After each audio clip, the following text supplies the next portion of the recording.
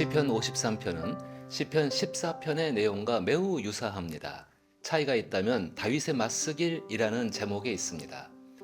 맞쓰길은 지혜로운 교훈 혹은 권면입니다.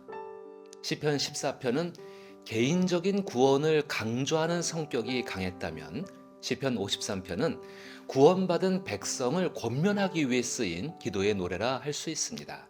따라서 저는 구원받은 백성들을 권면하기 위한다는 초점에서 이 시편 53편을 부활의 삶을 사는 사람과 부활의 삶을 살지 않는 사람에 대한 하나님의 권면으로 교회에 적용해 묵상해 보았습니다. 교회는 하나님의 다스리심을 실현하는 구체적인 장소입니다. 하나님의 다스리심은 곧 하나님 나라이죠. 하나님 나라의 의와 희락과 평강은 성도 개개인의 모습을 통해 나타납니다.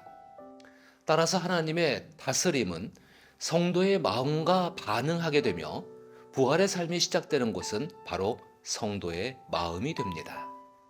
저는 시편 53편에서 유추해 볼 수 있는 현상을 분명하게 볼 수 있는 때가 교회의 분쟁이 일어났을 때라고 봅니다. 사람이 모인 곳에는 언제든지 작은 분쟁은 있습니다.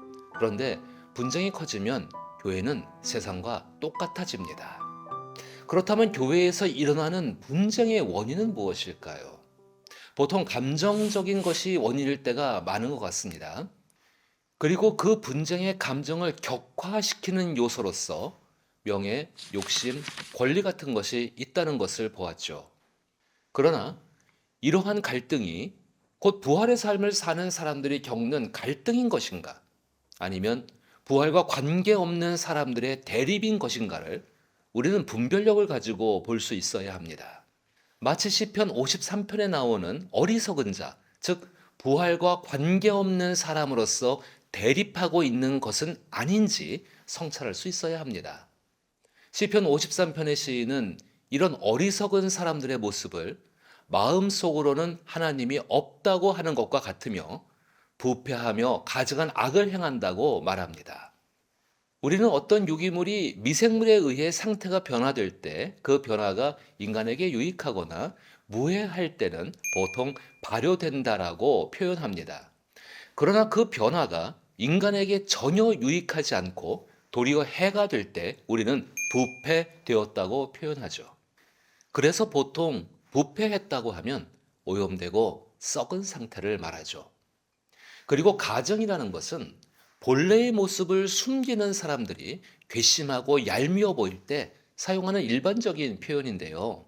마치 부패하면서 발생하는 유해가스처럼 가정은 부패한 사람들에게 나타나는 현상 중에 하나입니다. 이처럼 사람은 본래 그런 존재로 창조된 것이 아니지만 어리석은 사람들은 자기의 명예, 욕심, 권리 같은 것 때문에 본질적으로 자기 자신은 물론 다른 사람들에게도 결코 유익하지도 않고 도리어 해를 끼치는 부패한 사람이 되어 모든 대인관계와 교회의 역할을 오염시키고 썩게 한다는 것입니다.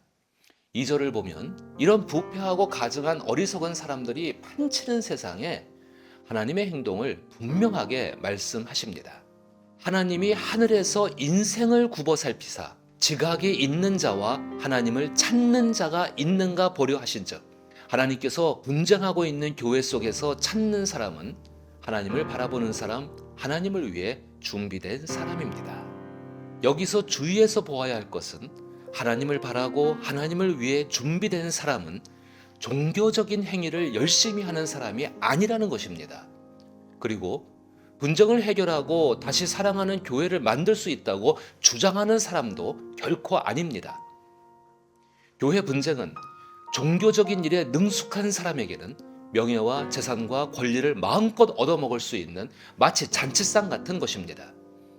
마치 가증스러운 유독가스 같은 말들에 마비되어서 3절의 표현처럼 각기 물러가 함께 더러운 자가 되고 선을 행하는 자 없으니 한 사람도 없도다처럼 교회는 점점 분쟁의 소용돌이 속에 함께 어리석은 자들이 되어가며 무감각해지고 무분별해집니다.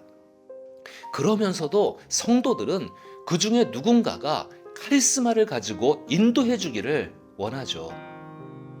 결과적으로 분쟁이 있는 교회의 현실은 모두 이런 어리석은 자들이 모여서 죄악을 행하는 모습입니다. 그리고 4절에서 죄악을 행하는 자들은 무지하냐라는 표현은 그들이 알지 못해서 어리석게도 죄를 행한다는 의미가 아닙니다. 오히려 그렇게 행하는 것이 죄인 줄 알고 행하고도 하나님께 회개하지 않기 때문에 5절의 말씀대로 이루어진다는 것입니다. 5절을 보면 하나님이 그들을 버리셨으므로 내가 그들에게 수치를 당하게 하였도다. 결국 하나님은 그들을 버리신다는 것입니다. 그리고 너를 대항하여라는 표현 속에 너는 죄악을 행하는 사람에게 집중 공격을 받는 사람입니다. 교회 분쟁이 심화하면 부활의 삶을 살고자 하는 사람은 어리석은 악인들에게 집중 공격을 받습니다. 그런데 죄악을 행하는 사람들은 결국 5절에서처럼 하나님께서 버린 사람들입니다. 그리고 남은 것은 수치를 당하는 일입니다. 그 수치는 존재가 지워지는 것이죠. 이제 하나님의 분노 속에서 하나님께서 하늘에서 고개를 내밀고 찾으시는 사람을 생각해 봅니다. 하나님은 그 사람을 통해 상황을 반전시키고 즐거움과 기쁨을 회복하게 하십니다. 3절에 선을 행하는 사람이 하나도 없다는 표현과 4절에 그들이 떡 먹던 내 백성을 먹으면서라는 표현을 주목하십시오. 여기서 선을 행하는 사람은 잡아먹히지 않고 파괴되지 않게 똑같이 싸우는 사람을 의미하는 것이 아닙니다. 그리고 4절에서 떡먹듯 먹히는 사람들, 즉 교회 분쟁 중에는 잡아먹히고 파괴되는 사람이 반드시 있습니다. 하나님이 바라보시는 자들은 바로 이런 사람들이라는 것이죠. 분쟁하는 교회를 보면 많은 사람들이 스스로 의와 선과 교회와 성도의 보호자임을 자처합니다. 그러나 어쩌면 그 안에는 자기의 명예와 욕심과 권리를 지키거나 더 많이 얻으려는 것 때문일 수 있습니다. 주 예수께서 오셨을 때 이스라엘과 예루살렘은 아주 커다란 교회였습니다. 6절에서 시온에서 이스라엘 백성을 구원하여 줄 자가 누구인가 라는 표현은 교회의 머리가 되시고 세상을 다스리시는 예수 그리스도를 떠오르게 하죠.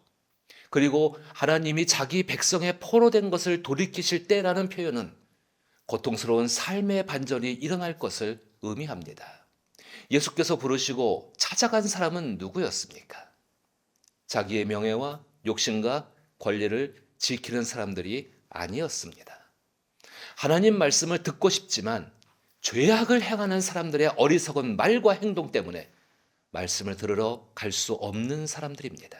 그들의 심령은 산상수훈에 나오는 주 예수의 말씀처럼 가난하고 의에 줄이고 목이 마르며 애통하며 가난하며 어디에도 하소연할 곳이 없는 사람들이었습니다. 그러나 주 예수께서는 그들에게 기꺼이 자신의 것을 나누어 주셨습니다. 이제 하나님께서 찾으시는 선을 행하는 사람은 누구이겠습니까? 주 예수님을 닮아 어디에도 하소연할 곳이 없는 사람들을 위해 하나님의 이름으로 자기를 희생하는 사람입니다. 그들이 주 예수님을 닮아 하나님의 이름으로 자기를 희생하는 삶을 살아가면 거기에 천국이 이루어지기 시작합니다. 교회 분쟁은 신앙인에게 굉장한 아픔입니다. 교회 분쟁은 하나님의 원수인 사탄과 마귀가 만들어 놓은 교묘한 덫입니다. 하나님의 원수인 사탄과 마귀는 어느 쪽이 이기든지 관계없습니다. 모두가 하나님의 진노를 받을 죄인이 되게 하는 것입니다. 가장 결정적인 것은 참된 회개와 긍휼과 사랑이 사라지게 하는 것이지요. 기억하십시오. 성도는 교회를 지키는 수호자가 아닙니다. 오히려 성도가 교회 속에서 지켜내야 하는 것은 하나님 나라의 의와 희락과 평강입니다. 부활의 삶을 사는 사람에게 기쁨은 자기의 애적인 감정이 아닙니다. 자기의 희생으로 부활의 삶을 살아가며 자신과 다른 사람의 기쁨을 충만하게 하는 것입니다. 그것이 주 예수가 살아가신 모습입니다. 만약 당신이 교회 분쟁 속에 있다면 예수님처럼 하나님께서 찾으시는 선을 행하는 사람이 되십시오. 하나님께서 당신을 통해 하나님 나라가 나타나게 하실 줄 믿습니다.